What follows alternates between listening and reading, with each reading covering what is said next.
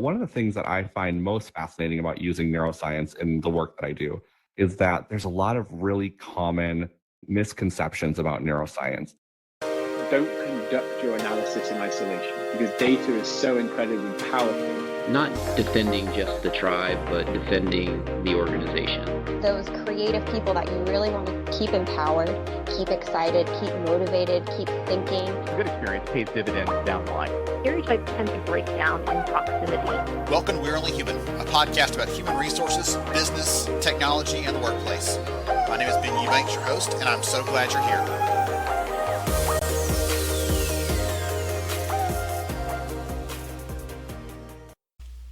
Hi, I'm Ben Eubanks, and welcome to We're Only Human. I'm really glad to have you here for the discussion today, and it's going to be a little bit different episode, a little bit different content format.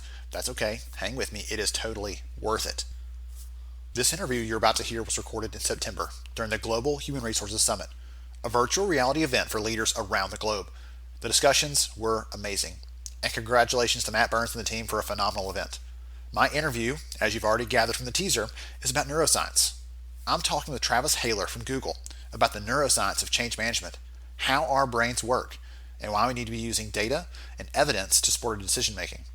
Travis was amazingly informative, and I hope you enjoy this deep dive on the inner workings of how our brains work and how they interrelate with this conversation around change management. Enjoy. Now, on with the show.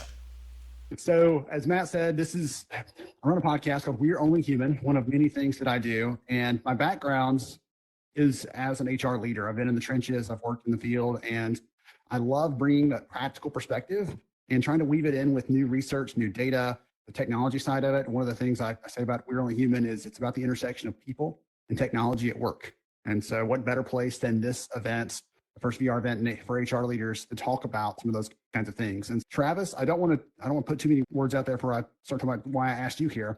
So Travis is actually an expert in the area of change management, neuroscience. That's some of the work that he does, is how to use the way the brain works to help us get better at change. And if you have ever had to deal with change, and all of us have, especially lately, it feels like, there's opportunity to learn how to do that better, how to tackle that in ways that, again, align with the ways we naturally work and believe as humans. But beyond that, Travis, will you take a few minutes, just tell us more about who you are, what you do, before we dive into some of the conversation? Absolutely. Thanks, Ben. So as Ben mentioned, I'm Travis Hahler. I'm really excited to be here. I am our global change and transformation lead for Google Cloud. I spend most of my day trying to understand change and understand impacts of change for our people at Google.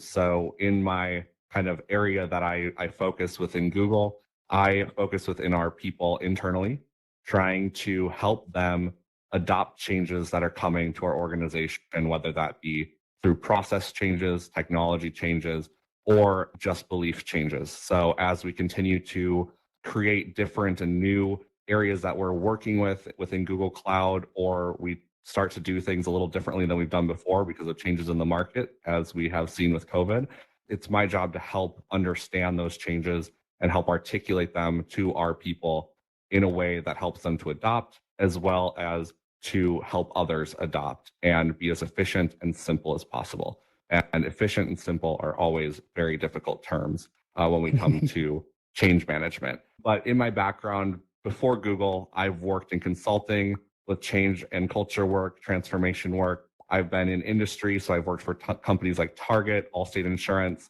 I hold an MBA. I have a degree in psychology, business, and I've studied neuroscience, neuropsychology at a number of different universities in both practice as a researcher and as a student. And so that's my background. And I came to Google about 2.5 years ago, starting with helping our customers drive change and transformation. And most recently, about 6 months ago, took the role as leading our internal change and transformation work. Awesome. So I've got to tell you, one of the things that I get nerdy excited about is the concept of neuroscience. And so I know that's one of the areas that you speak a lot on, you talk a lot on. When I started digging up some of your background and prep for this, I saw you've been anywhere and everywhere. It feels to talk about this. And so this is a new format for both of us to explore this one. But I'd love for you to talk about the big picture of why neuroscience matters in that conversation, right? And you're helping with the conversation around change management, how we can move the ball forward And you said simple, easy. We'd love for things to be simple and easy in that space. And as well as I do, that's not always the case. We talk about the neuroscience piece and why that weaves into that, why that's so important. Yeah, it's a great question. I get it a lot, especially when I'm speaking to larger groups, and especially in HR, because I think neuroscience is not typically seen as an area of focus for our particular business units. And one of the things that I love about neuroscience, and one of the reasons I think it's so important for change and transformation work, is because neuroscience is science. It is scientifically backed by research, by experts in the field, and really our brain dictates everything about who we are and the people that we interact with and how we interact with them. So when we think about change and transformation work, thinking about neuroscience is an essential part of it. And whether or not you consciously know that you're thinking about neuroscience, a lot of times you are. But one of the things that I find most fascinating about using neuroscience in the work that I do is that there's a lot of really common misconceptions about neuroscience. And we have these beliefs that people have created without a lot of backing knowledge or science to it. One of the examples, and we'll probably talk about this a little later around what our kind of brain rules are and things like that, but I really like that concept of brain rules. And one of the things that we talk about is attention. And we've been told many times that there's so many different ways to learn, but not that there's a lot of ways that you can learn. You have to find your specific way of learning. So maybe you're a verbal learner or a visual learner or an experiential learner. And we've been put into a bit of a box. And we say, oh, I'm a verbal learner, so that's how I need to digest all of my information. When in reality, everyone just learns. It all has to do with attention. Our brain needs to have attention and focus to be able to learn. So whether that is verbally, that you're getting focused at that moment, or visually is keeping your attention, etc., it doesn't matter. You're going to learn with what captures your attention and what keeps your focus. But we've all been told that we need to sit in this box. So when it comes to neuroscience, I think the more that we know about the way that our brain works, the better we can understand the situation that our people are in and also understand how we get them to where we need them to be within the transformation journey. And I think that's really important. One of the things that when you said that the learning styles thing that popped in my head immediately is we have 4 kids, 10 and under. We're doing the virtual school thing, send good vibes our way. One of the things that my older kids did last week was, what's your learning style? And they went through and did this thing to tell them what kind of style they were. And that was in the back of my head, I'm thinking, like, this is not science. This has been debunked. There's not a single style that fits everybody. And I'm trying to hold that back. And also because at the same time, they're excited about, oh, this must be how I learn, right? Now I know more about myself. And I'm trying to temper their enthusiasm with, yes, but the situation might change that. The company you're in might change that. Right? The different aspects of just whatever experience you're going through could shift that one way or the other, where it better right now. Auditory is going to be a fit for everybody here in some form or fashion, just because of the nature of the medium. But anyway, that was the first thing that popped in my head when that came out. Is we'd like to know something about ourselves. We think, whether it's scientifically based and validated or not, we want to know something about ourselves, because we feel like that gives us a better handle on how we operate and gives us some more predictability or control over our world, even if, as you pointed out, it's not necessarily a fit. There's not any science to back that up necessarily. It feels good to feel like we know that. Is that right?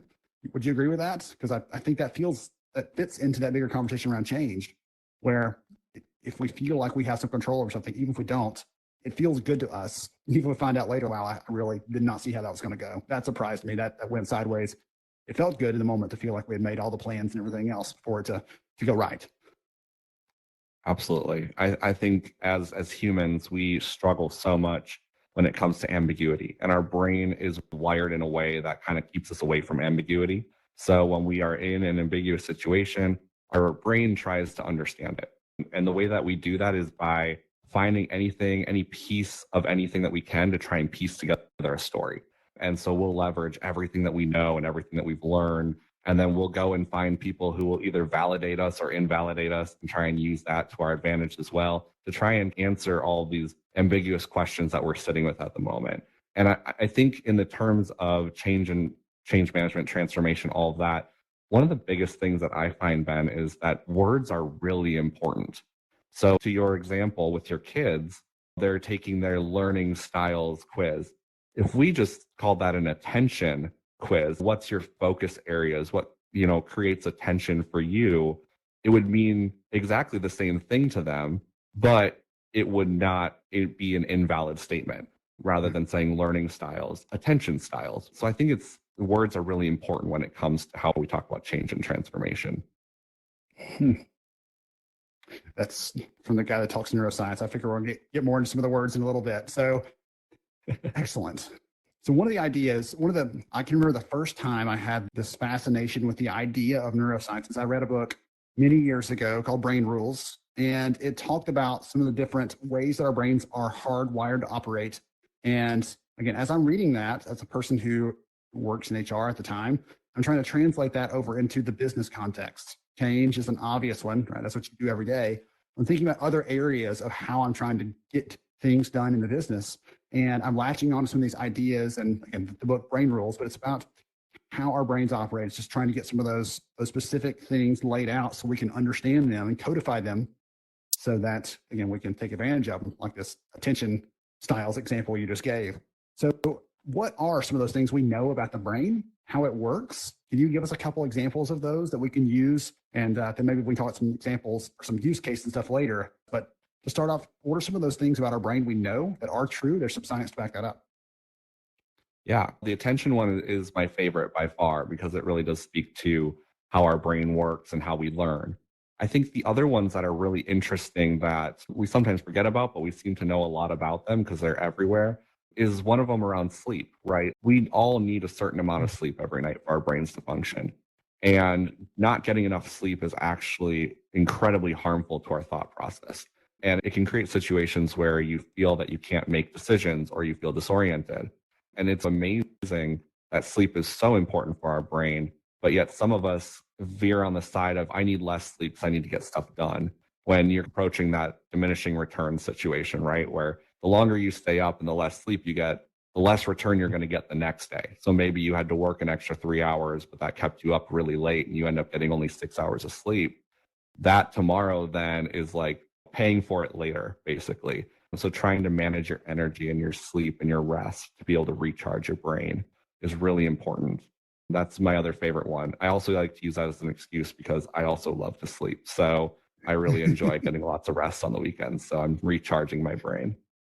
No, really, the doctor said scientifically, I've got to do this. Exactly. It's scientifically proven. When you said the attention thing a minute ago, I thought you were going to go somewhere else with that, actually. I'm flashing back for a second for another question. But when you mentioned the attention thing, I thought you were going to go with the goldfish. That myth we all heard, the goldfish have a certain attention span and human spans are shorter. I thought you were going to go there and you didn't actually. No, I didn't, but that's also a good one. Is that one of your favorite ones from the book? So we've all heard the statement that goldfish have an attention span of whatever the number is, and humans now have an attention span shorter than them. That came out a couple of years ago in the news, and everyone was talking about it. And the actual scientists were like, we don't actually know how to measure the attention span of a goldfish, so don't quote us on that one.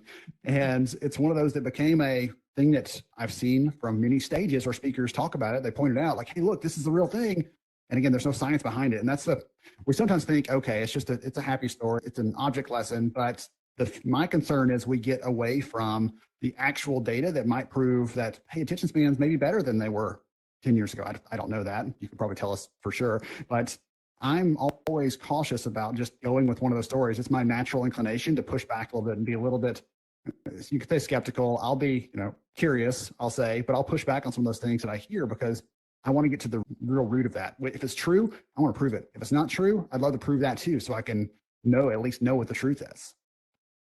Absolutely. And we live in a society where we are so inundated with information. And sometimes that information is published quickly in hopes of getting a headline ahead of someone else or getting out there for clicks and whatnot. In a situation like that, it's really hard to validate information on the fly. And so to your point, Ben, like I'm with you. I read everything, but take it all with a grain of salt until I can actually find the source that gives me that information and says that that's actually factual and scientifically proven, which is hard today in a day of social media.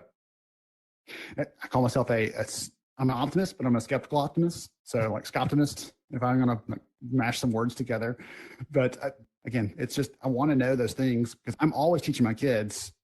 There's data behind every decision we make. And I try not to go too nerdy on the oldest ones are only 10. The 5-year-old certainly won't get it, but I'm trying to help them see when they make a decision like this, even if we just accept something that's true, if it's not true, it could impact us long term. Let's translate some of those things we talked about a minute ago, right? The attention piece, or I'm blanking on the second one. What was the second one you brought up?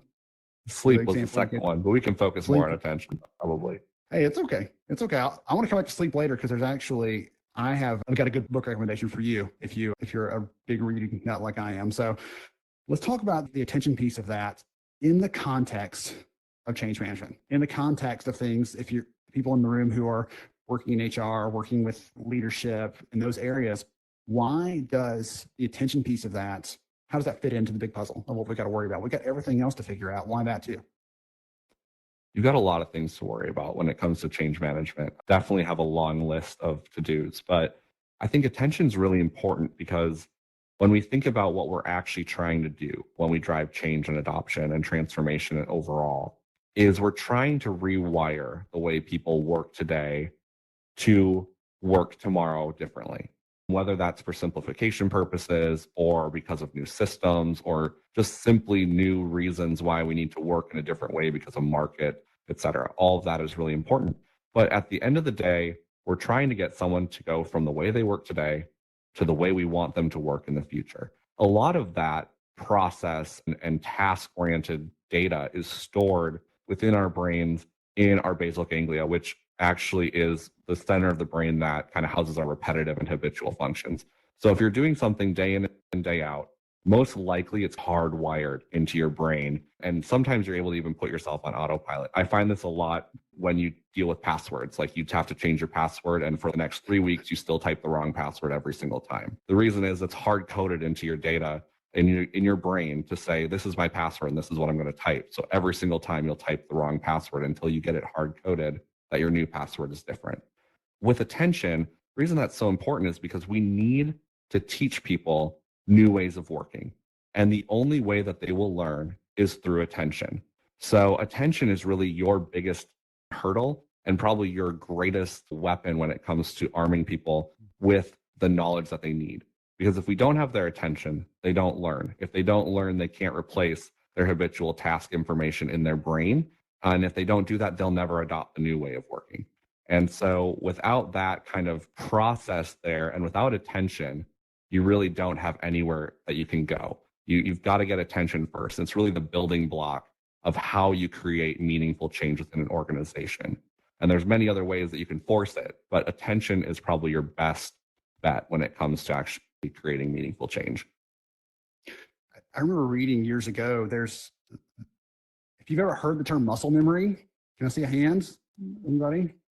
The term muscle memory like we've heard this before. The person who actually discovered that was entirely by accident because his granddaughter played a prank on him. He was this scientist and he was actually getting up, he was getting dressed for the day, and he was trying to button his jacket. And he was just puttering around and he realized he'd been trying to button his jacket for 2 or 3 minutes and hadn't done it yet. And he looked down and she had sewn the buttonhole shut. He's like, okay, the little scamp, haha. And then he's like, wait a minute. My brain has been trying to do this without my body consciously realizing it for this several minute period of time. Like my brain's just blank about what happened in that interim. And that's when he realized like there's something pushing us to do this action, repetitive action, without the conscious mind ever being aware of it. And it was just it was a fun accident for him. That when I'm talking about change and the importance of attention, as you're mentioning here, if you can't get the attention, they're going to keep doing that thing they've been doing over and over and over again because there's nothing to shock them out of their standard sort of approach. Absolutely. And if you can't do that, then you're never going to teach them new ways of working, never going to drive adoption. So let's talk about how to get attention. Right? We can play a prank on them, but that may backfire a little bit. So that worked in that example. What ways would you recommend if someone's a leader and they're trying to get their team on board with this new idea, or they're trying to go bigger in the organization, trying to get them to buy into a new approach? How do you get people's attention when, again, you said earlier, right? They're so busy. They've got a lot of things they're worried about. How do we grab their attention and get them focused? Yeah, there's many ways to grab attention. And I think the best is to go with a really broad approach. There are different ways of communicating, different ways of sharing information. If you just think strictly on sharing information, there's email, which is pretty much our default whenever it comes to sending a communication. But there's also things like town hall meetings, team meetings. The same messaging over and over eventually will grab attention. And that repetitive nature, seeing it over and over again, will start to grab people's attention. Like, I've seen this a couple of times, I've heard this a couple of times, let me dig in more, or let me understand a little bit more about what you mean. And so that's just strictly how you communicate. But there's so many other ways that you can actually grab attention. And when I do large scale transformations, so if I'm doing a program that might be a year or 6 months or multiple years, the first thing we try to do is we try to actually create a brand and create a type of branding strategy that's going to help us to drive attention to that particular topic. So whether that's a fun brand, something like I did one where we were doing Legos, and that was the overarching theme and brand of this particular transformation. And we were using building blocks as our main way of articulating how we were going to build from the bottom up this new process, a new system. And what that does really is it creates this unintentional bookmark in your brain. And when you pass that sign that has that same branding, maybe you don't fully pay attention to it, but in your mind, you're going, oh, interesting. That must have something to do with this transformation I've been hearing a lot about. Or so-and-so sent that email and I recognize the branding or the logo. And those types of things grab attention, even if it's only for a second. But if you continuously use that in all of your messaging, in all of the ways that you actually articulate what you're trying to get people to do, so things like posters, digital marketing, any swag you're doing, any emails, any comms, all that kind of stuff, people will eventually start to see a pattern. And I just had a talk the other day about COVID-19 and how we bring people back into the office and how we get them to abide by the new rules and ways of working in an office, which are going to be completely different than what they were when we left. We're going to have reduced people that will be able to be in those offices. We're going to have things like temperature checks, increased security, all that type of stuff that people need to learn. And one of the big things that we talked about was, how do we create an idea of a strategy that will actually drive people's attention to pay attention to these new ways of working. And one of the ways was to create a logo and a specific template for every single sign or piece of information having to do with a change in process or procedure because of COVID-19. So when you see this particular logo or kind of template design, you will actually recognize, hey, I need to pay attention to that because that is a new way of working or a new way of being in this office that I need to know. So whether that's only one way in this hallway, or a temperature check here, or this desk is not able to be used due to social distancing, all of those things will meld together and become attention grabbing because you'll want to understand what it is in your environment that you can and cannot do.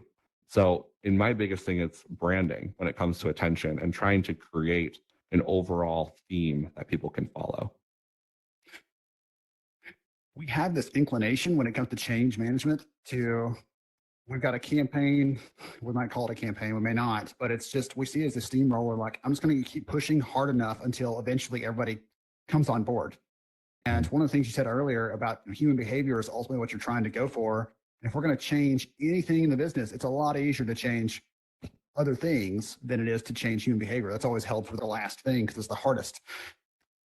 Why do companies take that approach in general? Right? We're not to point anybody out, but why is that the common path to say, we're making change, we're just going to drive right through this instead of taking the more campaign focused approach like you're talking about? That seems like, I don't want to put too many words in your mouth. So you go ahead, share that. I'll comment on it a little bit because I'm curious about why that is, because it seems smarter to do it your way, but we both know that's not the common approach.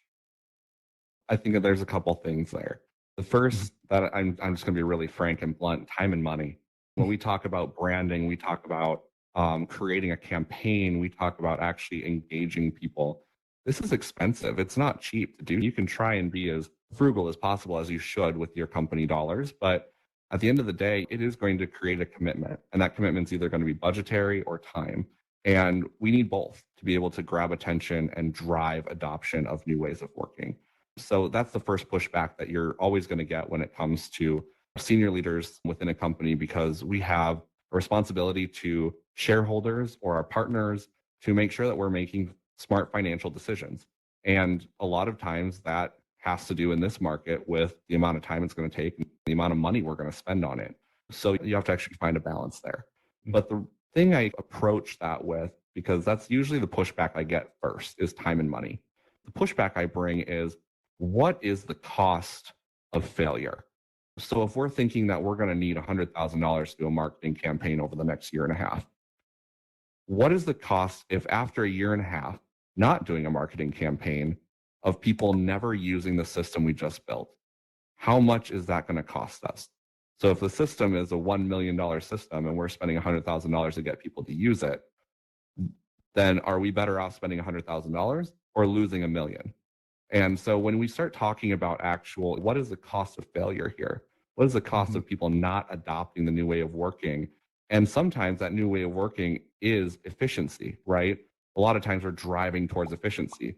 So if efficiency is our goal and we never reach it, but we spend money on things to make it efficient, but not to get people to adopt it, the loss of efficiency also has a dollar value. So you have to lay it all out on the table when it comes to time and money. But that's my biggest pushback when it comes to why we don't approach things in this way, usually. Wow. Goodness. It'd be really nice to be able to lay it all out there and show them the future before we get to the future and say, hey, here's what's going to happen if we don't do this. If we don't take this path, we don't do this thing, here's what's going to be the cost for us. That when you mentioned that, the first thing I thought of when you talked about, we're putting this budget down, assuming that it's going to be adopted the way that we've laid it out. We know that again, reality is always a little different. No battle plan survives the first shot and all that. It reminded me, you're probably, again, you're the neuroscience guy. You're probably familiar with the forgetting curve. It looks at how much we forget over time. There was a scientist over 100 years ago that did some research and found that if we just give you a bunch of information in a session, and then we don't ever reinforce it, we don't tell you again, this campaign idea, we're not doing those kind of things. We just give it to you once and assume you're going to remember all that. And we come back and check on you a week later, most of that, a good half or more is gone. You've forgotten it. And we take the same approach. Again, that's what I was saying here, talking about the change management component. We take that same approach where we're making a change. We've written this email that takes 15 minutes to scroll through all the details, and we're going to send that out and check the box. We have notified people and they are now in the loop. And it's silly, right? It seems funny to say it out loud, but that's what happens every single day at companies across the world, where they think, okay, we got this major change, we've done all this work and everything else. Now let's just tell everybody and we're done. And the hardest part, the part you should expect to go wrong, the part you should expect to spend more time, more money, more effort, more strategic thinking around, is the part of actually getting that human behavior to change. And that's often like the last minute, oh yeah, we forgot that part. Let's just tell them and we're done. And we forget that's probably the most critical part of any sort of change. And again, like you said, part of that's the budget, part of it's hard to say, hey, we got to spend more on this. We actually got to really do a strategic communications plan. We've got to build out different media for communicating this. We can't just throw it out there. So goodness gracious. Okay. Let's talk about some other examples, if you don't mind, because you talked about a use case earlier. I love the COVID one. That's very timely, very relevant. What other ways or examples, use cases, stories do you have that we can use to make this practical? Because my biggest concern is someone walking away saying, hey, neuroscience is really cool. I can apply it to change. I should probably figure out how to do that. Let's give them some ideas, some examples of how those things actually connect together, if you don't mind. Absolutely. The thing that I had said in the very beginning that I love about neuroscience is that it's science, right? Oftentimes when we talk about change and transformation, and especially driving adoption within our people, we get this into this situation where we're having a conversation with a senior leader, and we have, let's say we have a statement that we make where we're trying to push back on time in terms of they want to do it in 6 months, but you're realistically thinking, wow, this is a year-long thing. Like, we're going to need 6 months just to get people to make this major change. And oftentimes when we're trying to think about change and transformation and trying to push back on things like timelines and whatnot, we'll say things like, oh gosh, that timeline seems aggressive. We make these blanket statements, and that is not backed by anything. We're just saying, in our opinion, this timeline feels aggressive. And so you're going off of feel. And when you talk to a leader, anyone in a senior leader capacity, you're in that moment going head to head with them and going, my gut is this, and I'm challenging your gut. And so in that situation, everyone thinks their gut is right. And it comes down to who has the hierarchical power in the room to make that decision. When you think about neuroscience and using that to help drive change and adoption, it gives you something much more tangible to talk through. So in that example where I just used that statement saying, I feel like that timeline is aggressive, in a neuroscience type of conversation, you can say something to the effect of, so here's the deal. I know that we want to get this done in 6 months. I think it's actually more realistic to do a year, and here's why. Because I think people, especially this group, let's use finance as an example, is going through a new system change. So they're going to lose competency in their particular situation, which causes them to need more time to overcome that loss. So we're going to have to spend a significant amount of time on that particular group just to get them over the loss of losing their competency on the previous system.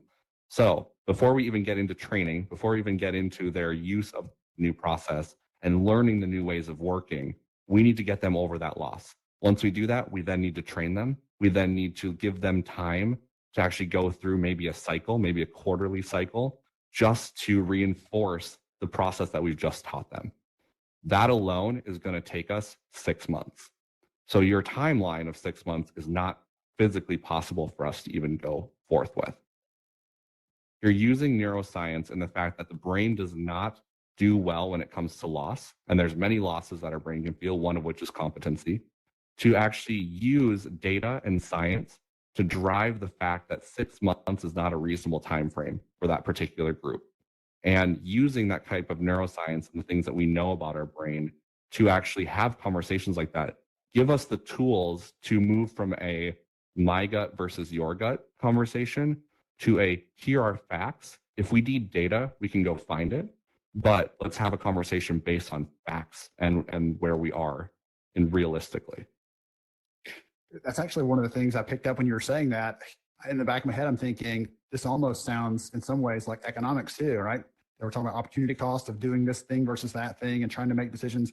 And in both of those instances, it all comes down to there's actual data, there's actual evidence. We don't have to use your gut, my gut, the collective, gut of everybody in the room. We don't have to use those very subjective decision-making tools. We can use these other things that we know, things that are facts, things that are solid, and we can just apply them to our situation.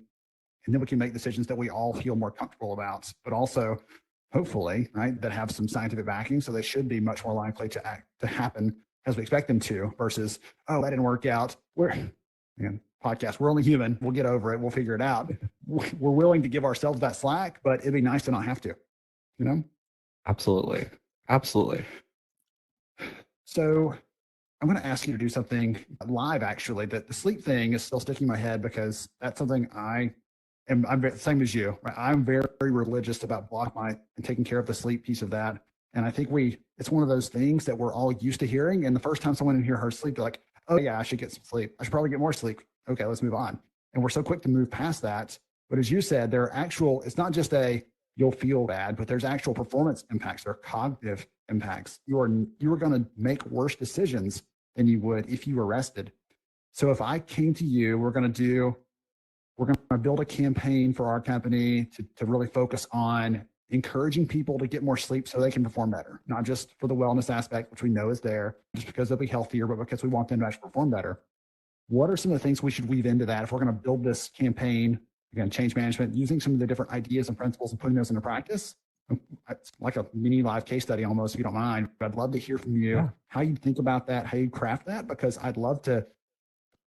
Obviously, that's something that I would vote for. It's something I believe in, but I just love to hear and let the audience take some notes on what ideas there apply to other things they might be thinking about rolling out? Again, lots of change coming up probably. You'll think about going back into the workplace or changing their practices. So what are you thinking? Yeah. So our campaign is people need to get more sleep, and we need to adjust from where we are today to making sure people are well rested as they come into the workplace. Lots of different things come to mind. First is, where's our data, right? Because we're going to encounter this every single time we talk to someone. They're going to say, okay, but I feel fine if I've got 6 hours of sleep. But is 6 hours enough is the question, right? So actually doing some work to get some of that data would be my first step. So sending out some surveys of the company and saying, hey, how many hours of sleep do you get in a night? Do you feel rested? And then using some of our cues that we know from the brain in terms of things like, do you feel tired midday? Are you able to get through your whole day without feeling tired, et cetera? And getting some of that sentiment from the actual end user. And then using that to craft a story and using data to actually craft our reason for creating this change. So maybe we find that half the company feels that they get enough sleep. The other half feels that they don't. So using some of the knowledge that we already have about brain and about sleep, we can start to put together a story. And that story can be, and I'm making this up on the fly a little bit, so don't quote science here, but I'm using it as an example. So maybe we find that there's a loss of 20% efficiency for every hour of sleep that you get below your sleep, I guess your optimal sleep number, whether that's 6 hours or 7 hours or whatever that might be. So we can actually put that in dollars. We can actually say, you know what, half of our company is getting an average of 2 hours less sleep than they need to be, which equates to approximately X number of dollars in lost efficiency over a week or a month or a year. And creating a story like that is really compelling. And the reason that it's compelling is because we can relate to it and it's based in data. And you'll hear me talk about data a lot, and Google is a data-driven organization. And so one of the reasons I talk about data is because we are constantly striving for data to make decisions. So by creating that story and crafting that story, we now have the world at our feet because we can say, here's the information, here are the facts, and here's why we're going forward with this. Join us in our journey. And then driving forward from that moment, you can do things like creating our marketing and communication strategy, making sure that we're driving home the reasons why we're doing this change. Second, going through the ways that we're going to enable people to actually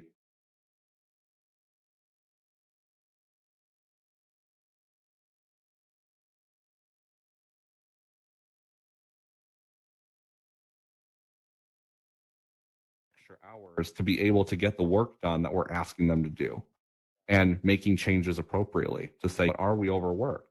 Is this a corporate problem? Have we created a beast where our compensation and our ratings that we have for you at the end of the year and your performance review is all based on how much work you get done? If that's the case, everyone's going to stay up and work as long as they can because their money is tied to their performance, right?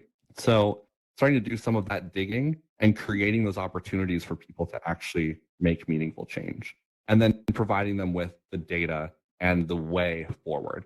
So from now on, we're going to have, maybe it's a quarterly check-in on how you're feeling about your sleep, quarterly check-in on how you feel about the amount of workload that you have, and trying to gauge which one is actually causing the problem here. Perfect. Okay. If you didn't mention the follow-up piece, I was going to ask about that because that's, I think, again, same thing I said earlier, we're quick to say, okay, I've done the work. I put the plan together. The plan is now out there in the wild. Dust our hands off and move on to the next thing. But again, human behavior is hard. And especially something like that is very ingrained. We've been doing it probably one way for many years, and it doesn't change easily. And that's why you see in the beginning of January every year, everybody's like, diet, exercise, get my rest, everything else. And by March, they're like, screw it, whatever. I'm back to normal because it's too hard. Not everybody. Totally. Again, that's generalization, but it's hard to change behavior. One of the things you said in there, though, I want to ask about, because you said at least once, if not twice, you mentioned story, building a story. And that's one of the things that I've heard. Again, I don't have data to back that up, but we remember things in stories better than we do just a raw bunch of facts and figures. We're more likely to connect with it, more likely to feel some emotional attachment to a story. Is storytelling part of this change, or should it be more facts and figures, or is it a blend of both? Definitely a blend of both. We are by nature storytellers. Humans are storytellers, and that's how for thousands of years we have passed on information, whether that's things about our family or ways of working or things that have been successful for us in the past, hoping that the next generation uses that to create a better future. So stories make an emotional connection with your brain. And when you actually talk about stories and tell a story, people pay attention because they're able to identify with it. They connect to it on an emotional level. And emotions are our strongest attribute in terms of humans. We have a very emotional brain. We have very strong emotions that we tie to. And so by telling a story and creating that narrative, we actually can create an environment for people to very quickly connect to our reason. And a lot of times stories are important because it creates something that everyone can get behind. If you've ever heard the phrase about if we give them one common enemy, they'll all band together. And sometimes that enemy has to be you. It's the same with stories. If we give them one common theme, one common thing that they're trying to accomplish, people will band together and see their similarities and their connection to that thing. Very powerful. Excellent. Awesome. We're on the home stretch. We've got a little bit of time left. I wanted to ask you, we've talked through several different things, different themes, different concepts and ideas today. If you were going to give the audience, here's your 3, 4, 5, whatever the number is, again, that's probably an awful number. There's probably science to back that up too.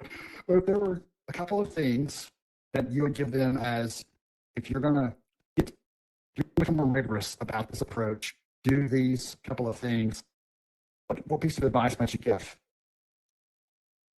Yeah, in terms of advice, there's a few things that I keep as our very basic building blocks of our methodology at Google, and especially as we approach changes.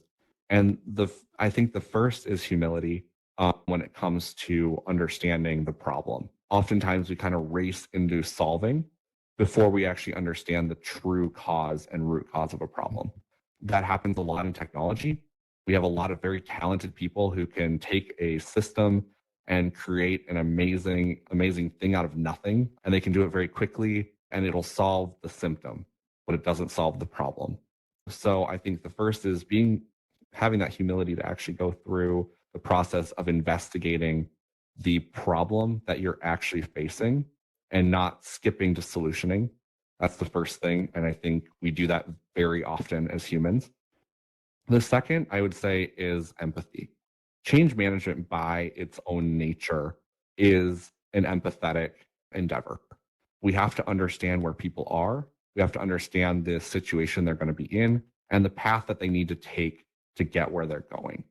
And that empathy is so important because without it, we're really skipping over the human part of change. And Ben, you talked about it a lot in this conversation, even how important humans and the human part of change is. It's very easy to implement a system. It's very hard to successfully get people to adopt it.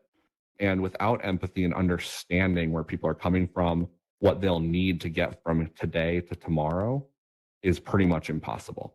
So I would say empathy is my second one. And the third thing that I think is really important, and we've talked about it a number of times, is data. Making sure that you have the data to actually back up what we're trying to do. Because every single person on the planet wants to know the why. And without a why, we can't really persuade them to join our side. And Malcolm Gladwell actually wrote a really good book called The Tipping Point. And some of you may have read it. It's been around for quite a while. But he focused on things that became viral. So like trends and things like that he saw and tried to investigate why they went so trendy or so viral. And what he found was that at some point, we reach what he calls the tipping point, where we have to do all the upfront work to get a certain number of people to adopt or to jump on board with the trend. And then all of a sudden, the scales totally shift and we go from we're trying to push it out to people are actively just coming and taking it from you and saying, I want it, I want it. And in that situation, we have to also think about that in terms of transformation. There is a tipping point. There are a number of people who will adopt, and we've found that it's between 30 and 40%, depending on your organization. And once that happens, you have enough of a mass of people who have adopted that the scales tip in your favor and people will start to come to you. Getting to that tipping point is very important, but the only way to do it is by telling people why, so that they can share it with other people and convince other people that this is the right step to make. And the only way to get there is data, in my personal opinion. Excellent. I love that. You mentioned tipping points. Great book recommendation. I always try to ask for book recommendations, so I'm glad you put that one out there. I mentioned Brain Rules earlier as a book recommendation. Again, some ideas on neuroscience and how the brain operates. But one of the other ones I was going to actually throw out there, because of the sleep thing, again, I'm hung up on that, it seems like, but the sleep piece to this and part of the data part of this, there's a book that I read a few years ago called 2 Awesome Hours. I read so many books for work and for pleasure, and it's one of the few books that actually changed my behaviors around how I work, because the book looks at the science of how we operate physically, the physiology behind how we make decisions, the decision-making power of your brain, the productivity, all those kinds of things. And the book gives you some ideas on how to be right on point where you need to be from a focus level, from a productivity level, things like that. So it's not about just squeeze more productivity out of your day, because we know there's a limit to how much you can focus. There's a limit to how much you can do, how many decisions you can make that are of any quality before your brain just needs a recovery again. And so 2 Awesome Hours was a great book that helped encourage me to think differently and more strategically about the work day when I make my creative decisions, how I structure my time, things like that. So again, I'll give you that gift, I guess, in addition to getting the other one on the tipping point from Gladwell. I'm a big reader. I love to pick up new books and learn new concepts, and that's one that I actually have not read yet. I've heard good things, so I need to dig into it now. Ben, have you read the Dare to Lead book by Brene Brown? That's another one I'll add to your list. And the reason I add that, and if you haven't read it in the audience, anything by Brene Brown is phenomenal. But when we talk about storytelling, Brene Brown is an incredible storyteller who uses data and her PhD and her background in vulnerability and uses that to her advantage to tell stories. So I try to emulate her way of talking, way of speaking, way of writing as much as I can, but she's a phenomenal author who backs everything up in data and uses that to help drive changes within ourselves. So Dare to Lead by Brene Brown. Awesome. Wonderful. Thank you for that. I have not actually. I've seen Brene Brown speak 2 or 3 times, and she's amazing. Every time you're like, okay, I've seen her speak, I'm done. And oh, no, wait, there's another piece of gold right there she lays out there for you. So it's an incredible experience to see her on the stage. As we're wrapping up here, again, if someone wants to reach out to you, wants to connect, obviously in alt space, you can point your trigger at them and you can connect with them here. But in real world, what's the best way for someone to follow you or learn more about your work, Travis? Yeah, probably the easiest way is through LinkedIn. And it's just Travis D. Hahler is my username at LinkedIn. So if you go linkedin.com/Travis D. Hahler. I don't share a lot on there, but I speak quite a bit throughout the year. I try to share when I'm speaking. So if people are interested in coming and talking, also just connecting with me in general, I will say I do respond to every single message that I get on LinkedIn. I get a lot of them, so it might take me a little while. So please give me a little grace there. But I'm happy to connect with everyone and anyone and to talk about experiences and how we can share what we do and how we do it to create a better experience for us all.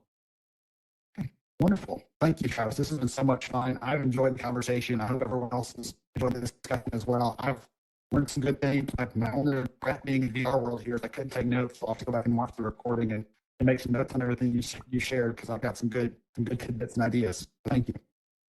Absolutely. Thank you so much, Ben. And thank you everyone for joining us. This has been phenomenal. I love having talks like this. Please reach out if there's anything that we can do to connect further and continue that discussion.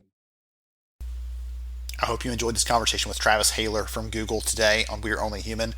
This was a tremendous experience for me to be able to share, learn from him, taking my own notes. And again, the event, Global HR Summit, was just tremendous. So thankful for the opportunity to participate in that and can't wait for the next one. To all of you out there listening in, please share this episode with someone. If you run across them, they're a human and they have to deal with change management, which is, hey, all of us, frankly. I really appreciate you for listening in. I am Ben Eubanks, and I will catch you next time.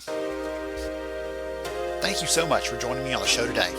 I'm honored to have you as a listener. If you enjoyed this episode, please take 10 seconds to rate it at iTunes, Stitcher, or wherever you listen to your podcast. Also, if you know a friend that could benefit from today's conversation, please pass it their way. After all, a rising tide lifts all ships. To see show notes, sponsor information, and our full show archives, visit onlyhumanshow.com.